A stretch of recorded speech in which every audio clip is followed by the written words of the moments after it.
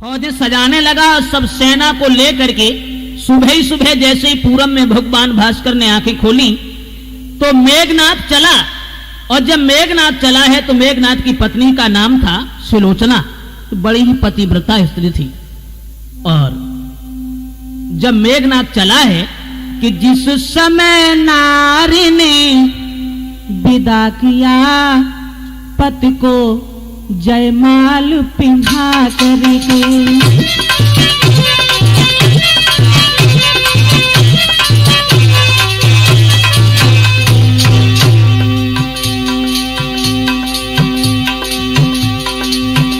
जिस समय नारी ने विदा किया पति को जयमाल पिन्हा करके, कह उठी सती सत के बल से आओगे आज विजय पाके।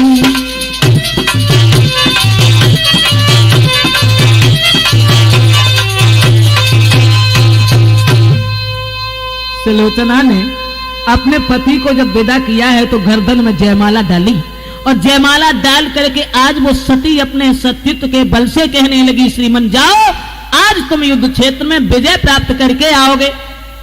जो इतने शब्द सुने तो देवता लोग मन में विचार करने लगे कि भगवान आज क्या होने वाला है, क्योंकि सतियों की बात कभी झूठ नहीं होती और सती जो भी अपने मुंह से कह देती है बस वही होता है। आज रामादल में कौन सा योद्धा मौत के घाट उतरने वाला है। इधर मेघनाथ जब चला, दोस्तों वानर लोग युद्ध करने के लिए आए लेकिन नहीं, कोई पेश नहीं गई। वानर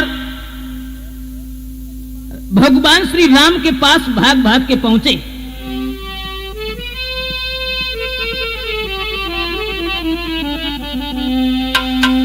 देखा जब रणभूमि में वानर हैं लाचार, तो आज्ञा ले रघुनाथ की लखन हुए तैयार।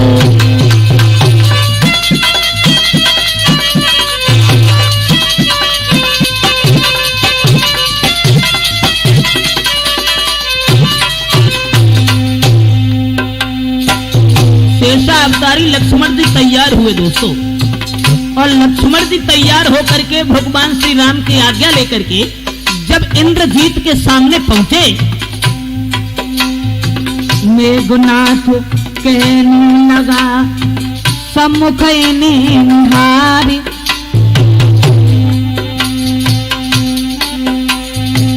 आह बच्चे भी हुए रण को अब तैयार।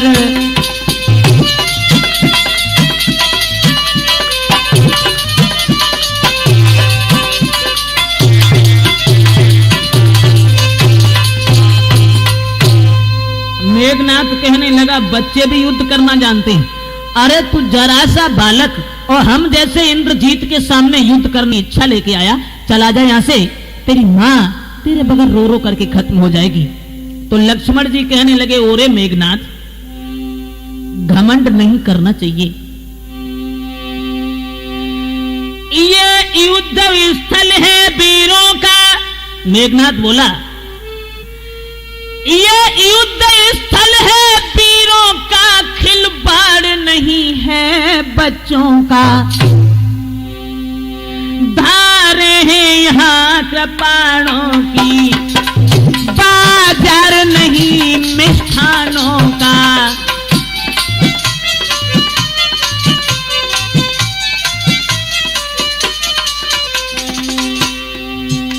ये सूर्पणखा की नाक नहीं,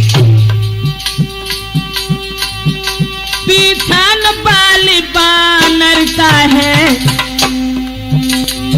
ये नहीं शिकार श्रवण का है, लो हुए लंकेश्वर का है।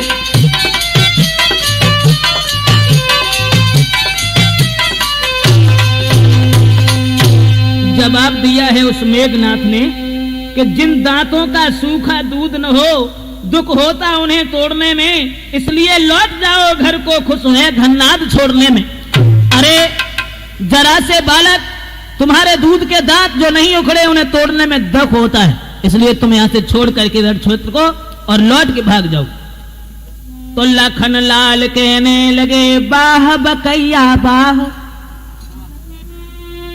बुरा चोर की बात का नहीं मानते साहब। लक्ष्मण बोले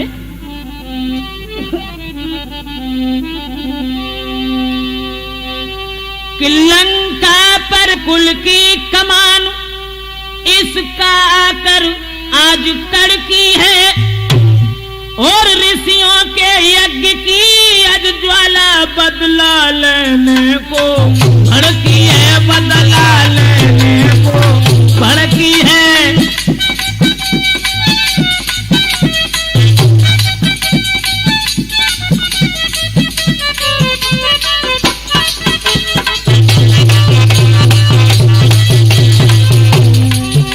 इसलिए संभल जा इंद्रजीत, ये इंद्रिय जीत बढ़ रहा है। छत्री के काले जीत धन पर, छत्री के कालो जीत धन पर, नायक जग जीतो चढ़ रहा है साहस जन।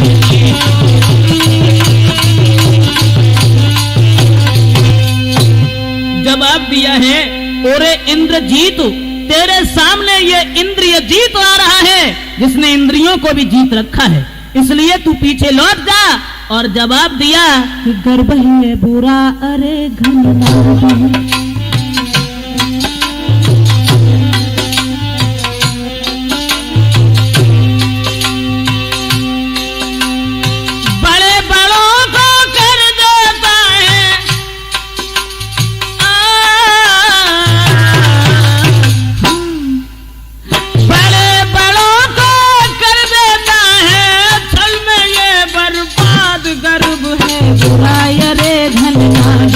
गर्भ है बुराय रे धनवाद।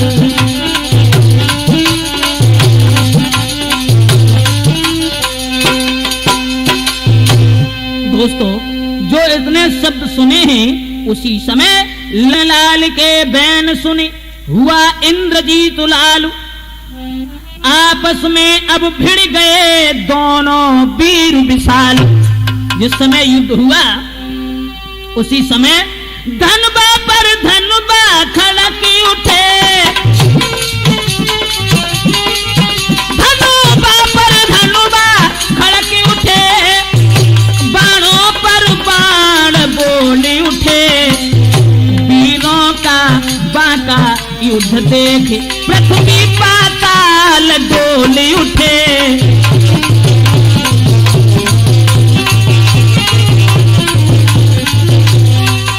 नाना प्रकार की चतुराई दस कंदर तनय दिखाता था, कौशल किशोर के कौशल से आत्म व्यर्थ ही जाता था।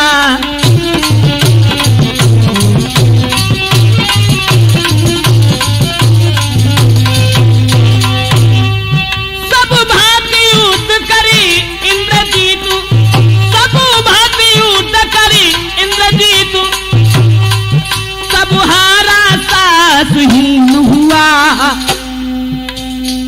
और मिला नाथ के बाणों से मूर्छित हो कर दीन हुआ।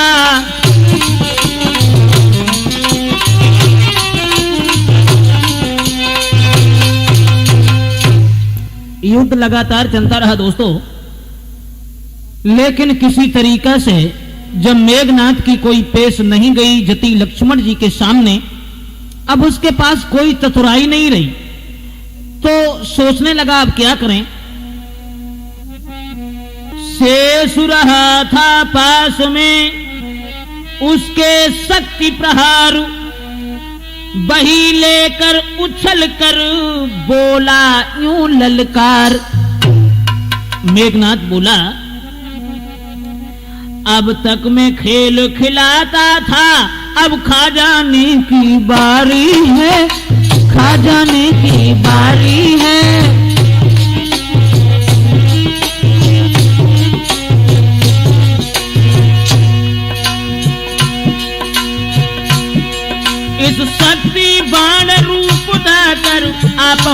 मौत तुम्हारी है।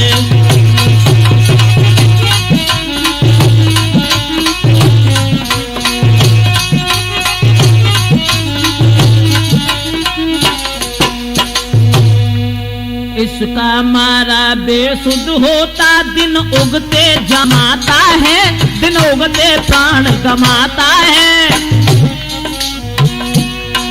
ज्यों ही ये तन पर पड़ती है तन मृतक तुल्य हो जाता है।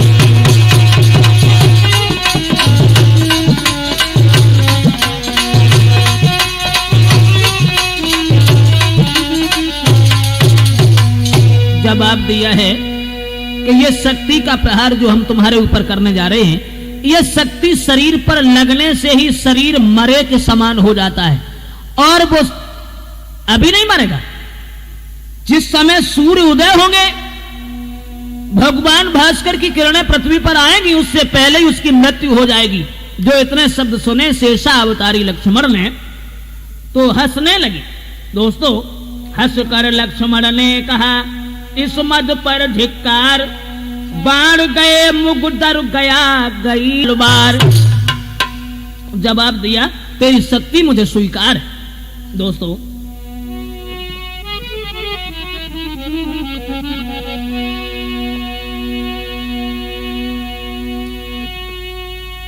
शक्ति जैसे ही छोड़ी है,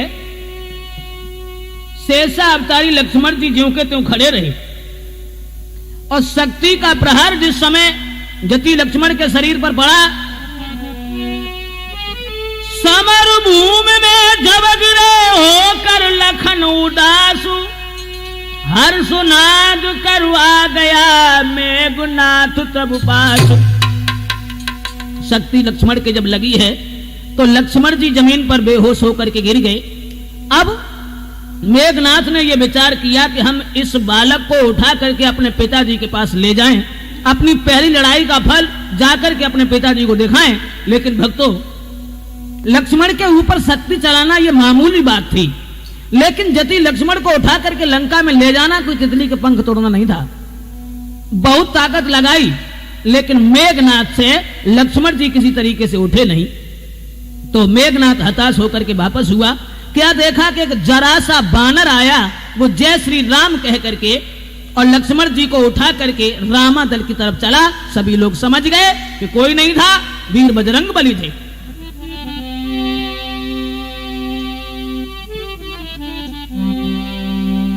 जब लक्ष्मण जी को देखा है वहां भगवान मर्यादा पुरुषोत्तम श्री राम ने, अब तो अनुष्ठान की फांसी ही पलट गई।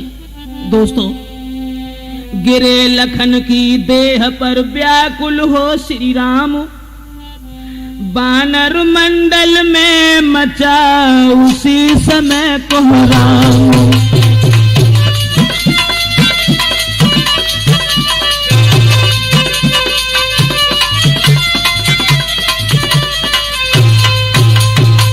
भगवान श्री राम ने जब भैया को बेहोश देखा, उनका सर अपनी गोद में रख करके भगवान मर्यादा पुरुषोत्तम राम बिलखने लगे, भैया तुझे क्या हुआ? दोस्तों, एक ही नहीं, सभी बानर दर बुरी तरह से रोने लगे हैं। क्या दशा थी वहां कि कहते थे बड़े बड़े योद्धा, हा विधना क्या उत्पात हुआ।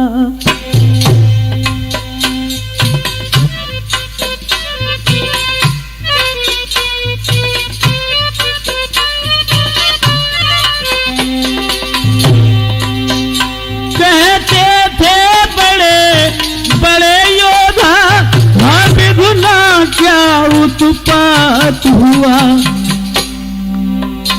रर उल्का पात हुआ, कपतन पर वज्राघात हुआ।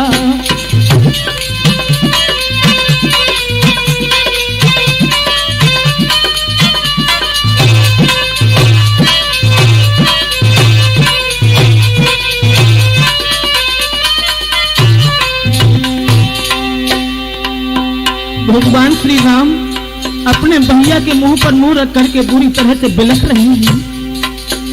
जब लखन नहीं नहीं तो राम का, जब राम नहीं तो विजय कहाँ, जब विजय नहीं तो सिया कहाँ, जब सिया नहीं शुभ समय कहाँ।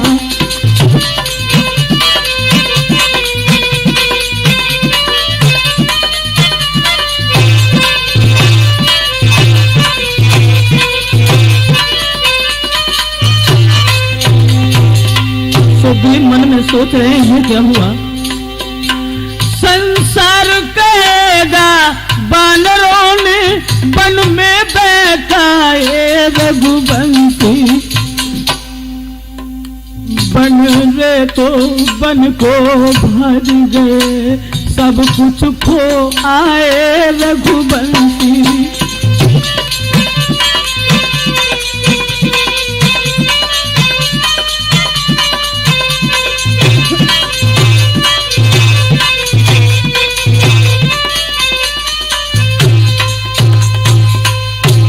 भगवत श्रोताओ, आज बुरी तरह से सभी वानर दल सुग्रीव, अंगद, विभीषण के साथ में भगवान मर्यादा पुरुषोत्तम श्री राम, जिनके आंखों से आंसुओं की धारा बह रही है कि लेस के ऊपर भगवान श्री राम बुरी तरह से बिलख रहे हैं। मुर्दा रूप में देख करके आज शेषावतारी लक्ष्मण को मन ही मन में सोच रहे हैं क्या करूं, कि क्या खबर थी मुझे आज के युद्ध में, बाण लक्ष्मण के सीने में लग जाएगा, क्या खबर थी मुझे, क्या खबर थी मुझे आज के युद्ध में।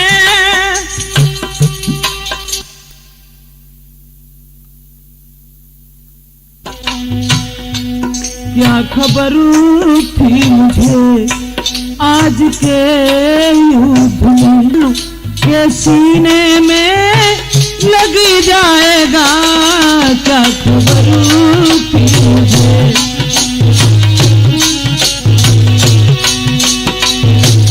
पहला दुख तो पिता के मरण का हुआ, दूसरा दुख सिया के हरण का हुआ, तीसरे भैया हमको चले छोड़ के, तेरे गम में मेरा दम निकल जाएगा, क्या खबर थी मुझे आज के युद्ध में, बाण लक्ष्मण के सीने में लग जाएगा, क्या खबर थी मुझे। हम लौट अवधपुर जाए हैं, माता का बतलाई है, सब हंसे हैं लोग लुगाई, प्रिया की खातिर भाई, कोई लक्ष्मण की जान बतला दे लक्ष्मण भैया, हो तेरे कहाँ लगो है बाण, बतला दे लक्ष्मण भैया।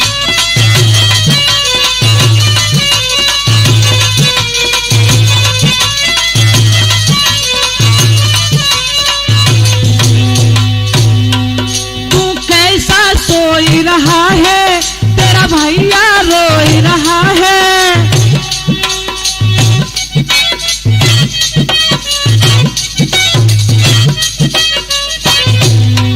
तू कैसा सोई रहा है तेरा भाई रोए, अरे मेरी निकली जाबे जान, बतला दे लक्ष्मण भैया, तेरे कहाँ लगो है बाण, बतला दे लक्ष्मण भैया।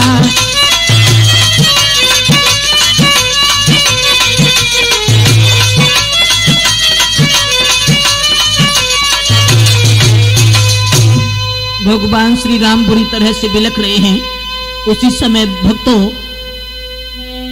भक्त विभीषण कहने लगे, रो ना प्रभु, रोए से कभी कुछ नहीं होता।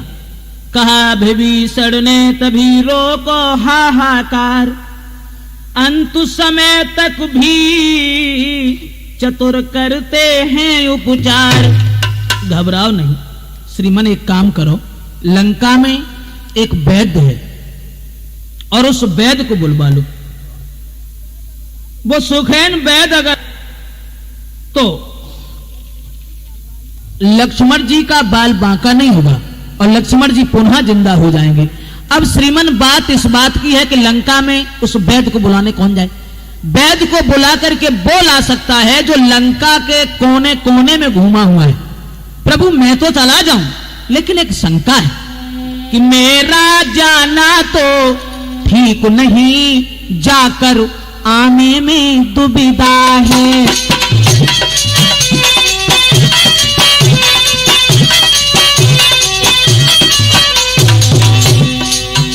मेरा जाना तो ठीक नहीं, जाकर आने में दुविधा है। जो लंका से कुछ परिचित है वही उसको ला सकता है। मेरा जाना तो ठीक नहीं, जाकर आने में दुविधा है।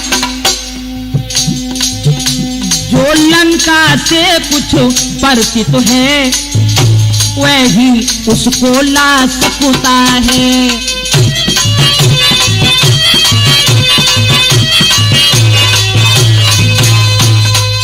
लंका से जो परिचित है वो ला सकता है। और जो इतने शब्द सुने तो महावीर बजरंगबली वहीं खड़े थे।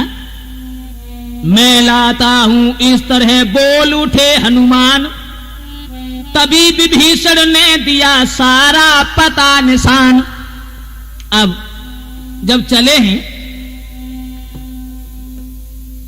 बजरंगबली तो रघुराई का ध्यान उधर चले। बली हनुमंत सैया समेत सुखैन को लाए वहीं तुरंत। अब उस वैद्य को सोते हुए ही बजरंगबली उठा के ले आए।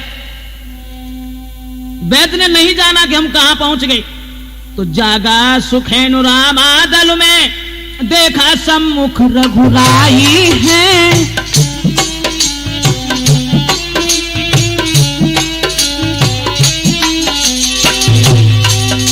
छोटे भाई को गोद लिए व्याकुल वे जेठे भाई हैं।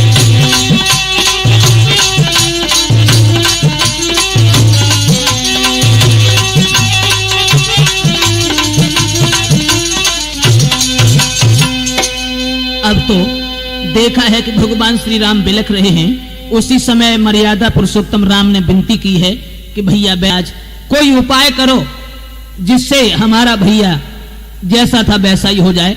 तो जवाब दिया उस वैद्य ने कि महाराज ये बात अच्छी नहीं है। क्यों? बात अच्छी तो इसलिए नहीं है, वो वैद्य बोला कि मैं वैद्य दशानन के घर का किस तरह आपका काम करूं।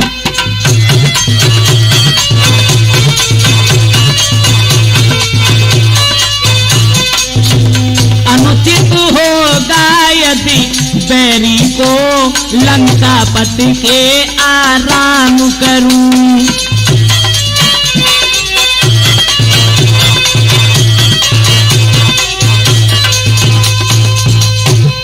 जवाब दिया कि मैं तो लंकाधीश रावण का वैद्य हूं और रावण के बैरी का इलाज करें, ये बात समझ नहीं आई।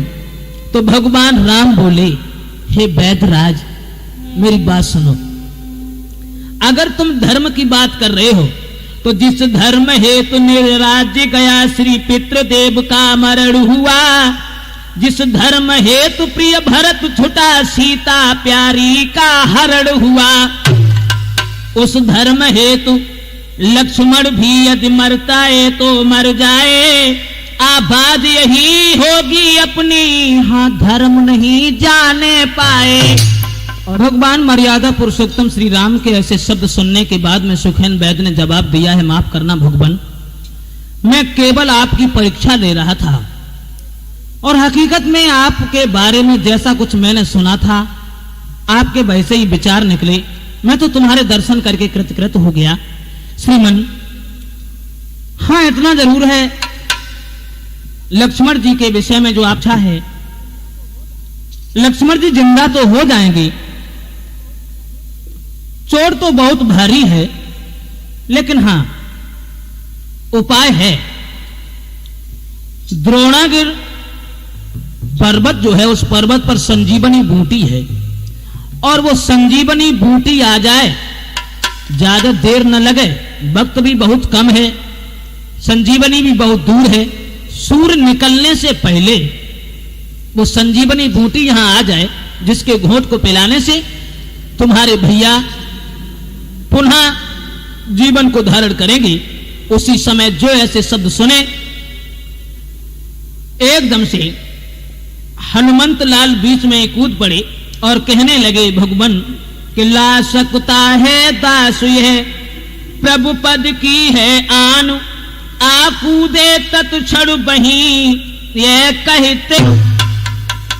बजरंग बली कूदे हैं और बीच में आकर के बोले हैं कि भगवान मैं जाऊंगा संजीवनी बूटी को लेने के लिए, और भगवान कि भूतल में हो या नभ में हो, भूतल में हो या नभ में हो, पर्वत में हो या सागर में,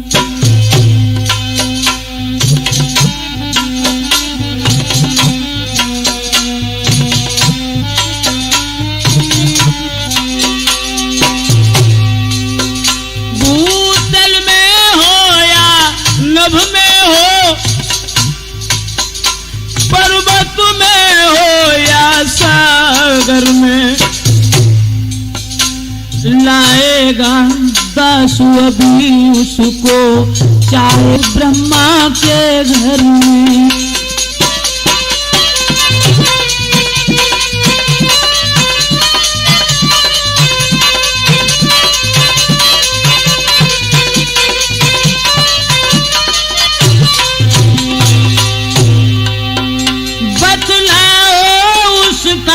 रूप रंग किस ठोर हाथ वे आएगी,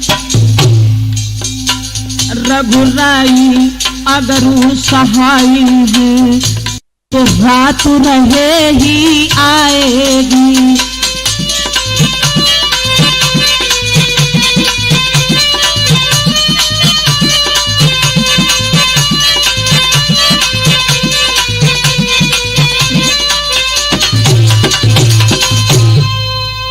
इतने शब्द जब कहे हैं,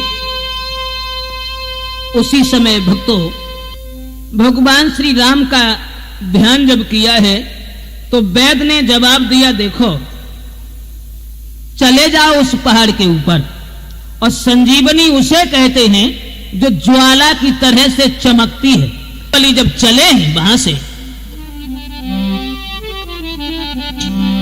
क्या दशा थी भक्तों।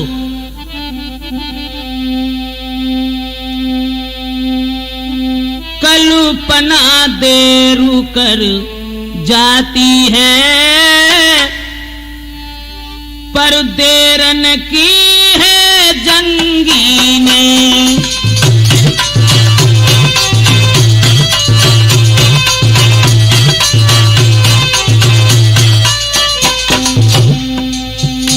मारुत से अधिक चाल पकड़ी, उस मारुत सुत बजरंगी ने।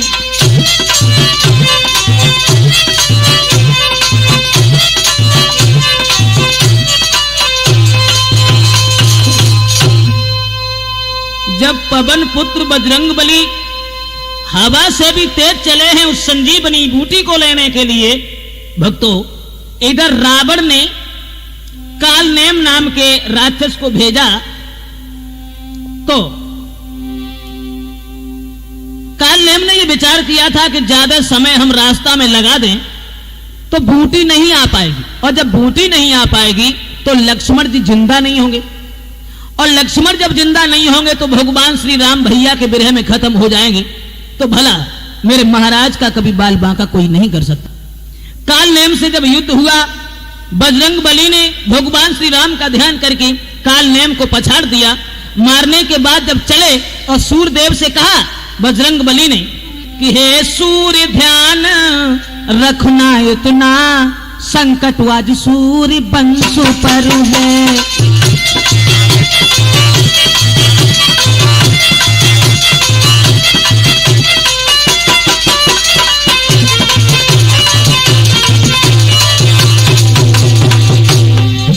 लंका के नीचे राहु द्वारा, आघात दिनेश अंश पर है।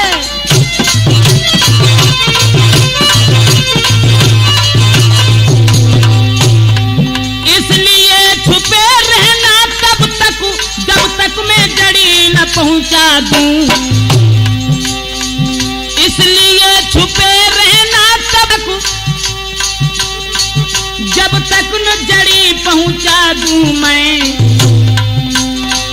उस समय प्रकट होना भगवान, जब संकट निशा मिटा दूं मैं।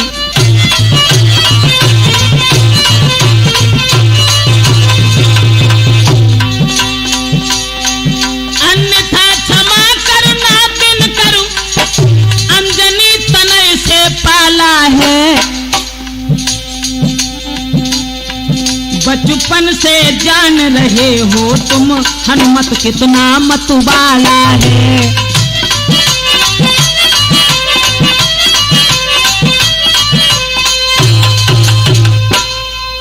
बजरंग बली ने सूर्य भगवान से इशारा किया है कि देखे रहना प्रभु, जब तक हम जड़ी पहुंचा न दें और तब तक तुम निकलना नहीं। अगर तुम निकल आए तो बचपन की बात तुम्हें याद होगी। इतने शब्द कहने के बाद में जब उस पहाड़ पर पहुंचे हैं, पहुंचे द्रोणागर जब ही वीर अंजनी लाल, देखा सारी बूटियां बनी हुई हैं ज्वाल। देखा है कि एक ही नहीं, पूरा द्रोणागिर पर्वत ज्वाला की तरह से चमक रहा है। रावण ने इस जगह भी खेली थी वह चाल, भेज विमानों पर सचिव करा दिया गिरिलाल। रावण ने सारा पर्वत जो था वो लाल करवा दिया था। बजरंग बली ने इधर देखा तो मन में ये विचार आया कि हम सजीवन कोई ढूंढते रहे तो सारी रात यहीं व्यतीत हो जाएगी। तो बुद्धि से काम न लेने के अलावा बजरंग बली ने सारी आगे बढ़े। दोस्तों, अयोध्या से ये निकलते हुए जा रहे थे। इधर सुमित्रा ने जो सपना देखा था, सपने को भरत से कहा। भरत अयोध्या में हवन कर रहे थे और बजरंग बली जा रहे थे बूटी लिए हुए, पहाड़ लिए हुए। साए साए की आवाज जिस समय भरत के कान में पहुंची तो उन्होंने, कोई राक्षस पहाड़ लेकर के जा रहा है। अगर इस राक्षस ने पहाड़ कहीं इस अयोध्या के ऊपर डाल दिया तो व्यर्थ में ये भोली जनता सब दब के खत्म हो जाएगी। इधर तो भरत के दिमाग में ये विचार आया है दोस्तों। इधर भगवान श्री राम का ध्यान करते हुए बली हनुमंत लाल आगे को बढ़ते चले जा रहे हैं और दिल में सोचते भी जाते हैं। क्या सोचते जाते हैं?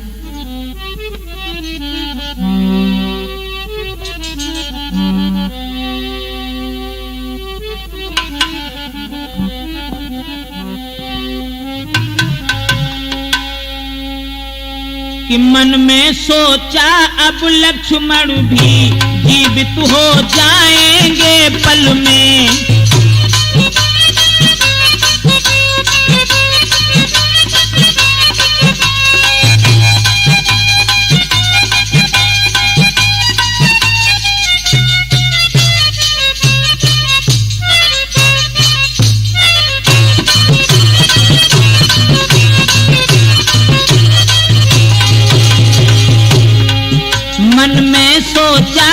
लक्ष्मण भी जीवित हो जाएंगे पल में। अब ठीक समय पर औषधि को पहुंचा दूंगा रामागल में। मन में सोचा अब लक्ष्मण भी।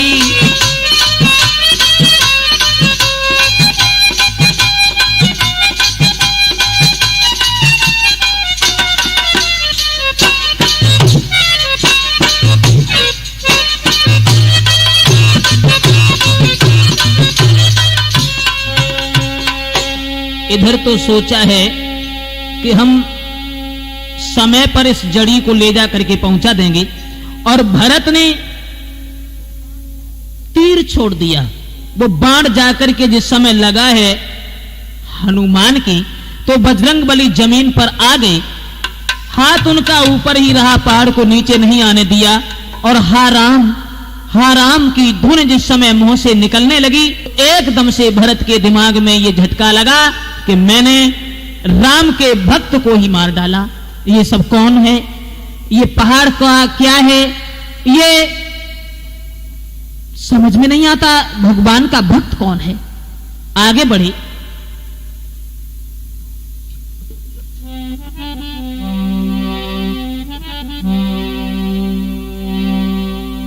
मन में सोचा, इस महामंत्र की महामधुर आवाज लगाई है किसने? मेरी रग रग और नस नस में बिजली दौड़ाई है किसने?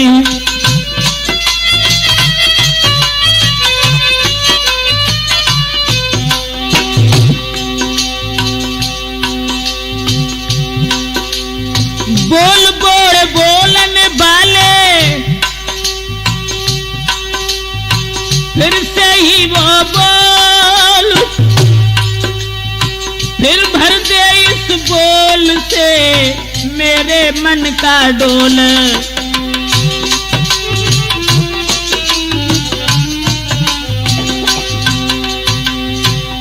मन में विचार किया है, पृथ्वी आकाश पवन पानी सब में गुंजार भरी तूने। इस शांति प्रगति के कड़ कड़ में मीठी झनकार भरी तूने।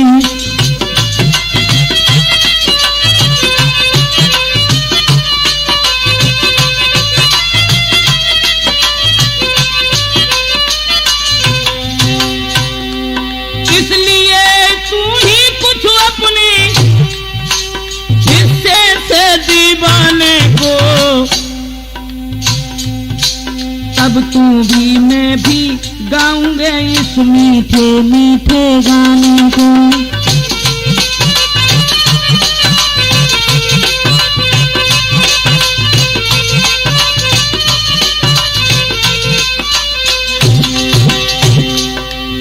भरत जगा रहे हैं, लेकिन नहीं, बहुत तेरा भरत जगाते थे पर नहीं जागता था बीरा। क्या जाने कैसी मूर्छा थी जो नहीं त्यागता था बीरा।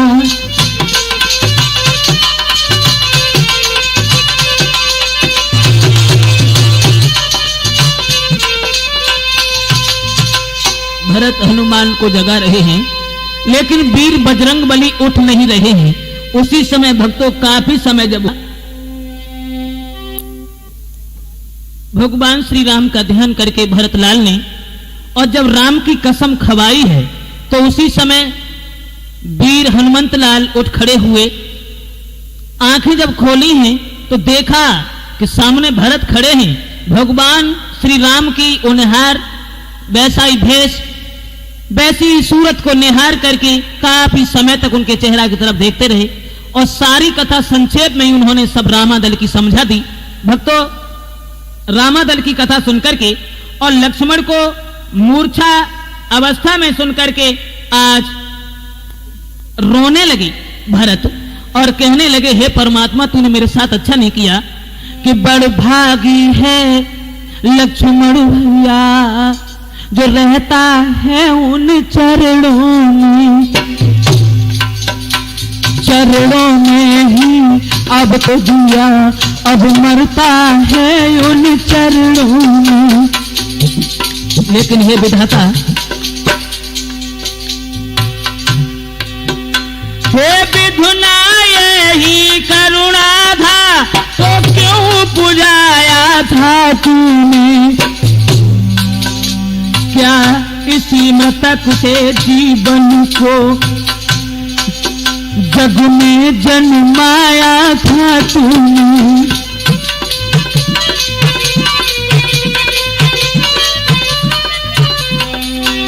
पैदा ही यदि जो करुणा था लक्ष्मण का भाग दिया होता, अन्यथा अभागे के बदले पत्थर उत्पन्न किया होता।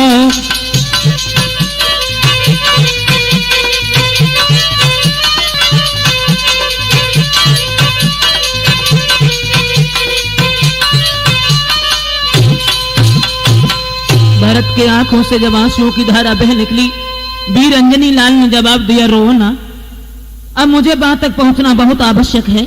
उसी समय भरत ने कहा कि बाण के ऊपर बैठ जाओ और मैं बाण के द्वारा तुम्हें पर्वत सहित रामादल तक पहुंचा देंगे। तो बजरंगबली ने कहा, माफ करना, ऐसी कोई जरूरत नहीं है। तो भगवान श्री राम के चरणों का ध्यान करके बजरंगबली इधर तो उड़ के चले हैं रामादल के लिए, और इधर काफी समय हो गया।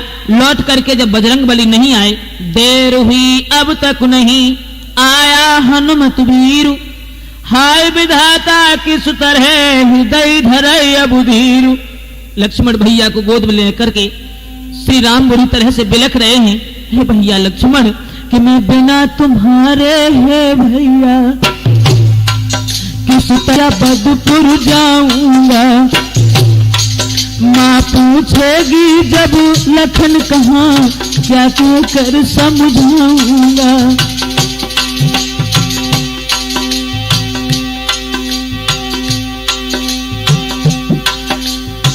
जवाब दिया है, भैया लक्ष्मण, तुम्हारे बगैर किस तरीके से लौट के जाऊंगा।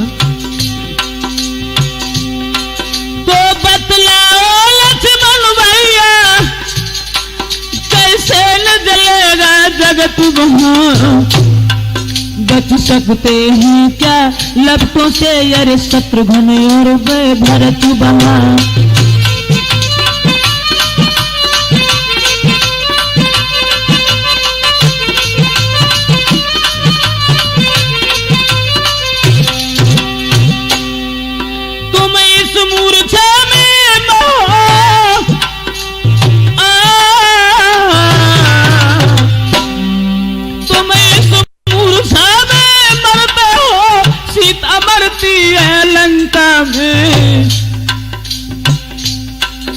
माता या रहे सहे भाता मरते हैं उधर अयोध्या में।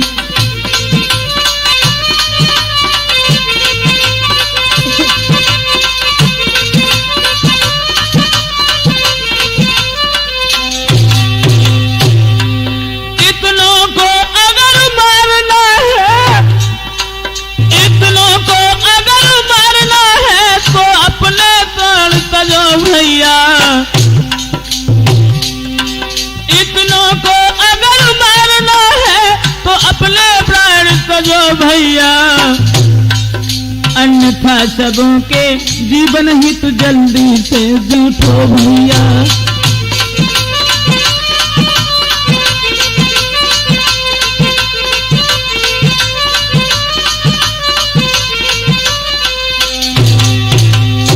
और जवाब दिया है वानरपति सुग्रीव, हे विभीषण जामवंतो, सुबह तक जब हनुमान नहीं आएंगे, अगर तुमने इतना रहम मेरे साथ किया है, मेरी मदद की है, तो एक छोटा सा उपकार और करते जाना। अपने उपकारों के घट को फिर आजू और भरते जाना है, अंतिम इच्छा और एक इस भांति पूर्ण करते जाना। इतना करना हम दोनों की छातियां मिला देना भैया,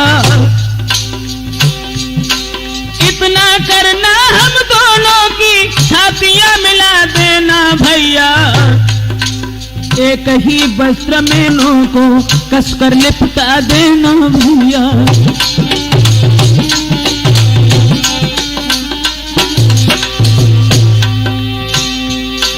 यदि चिता बनानी मुश्किल हो तो जल में यही बहा देना, जल निधि की ठंडी लहरों में दोनों को साथ सुला देना।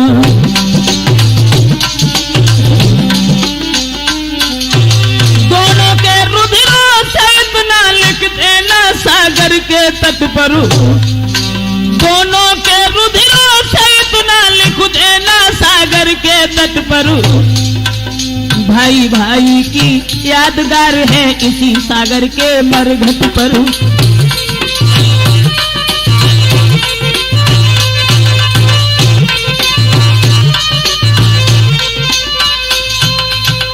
भक्तों, तब तक सबकी नजर ऊपर को उठी है।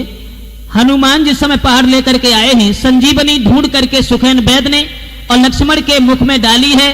भगवान श्री राम राम कहते हुए एकदम से लक्ष्मण जी उठ करके खड़े हो जाते हैं।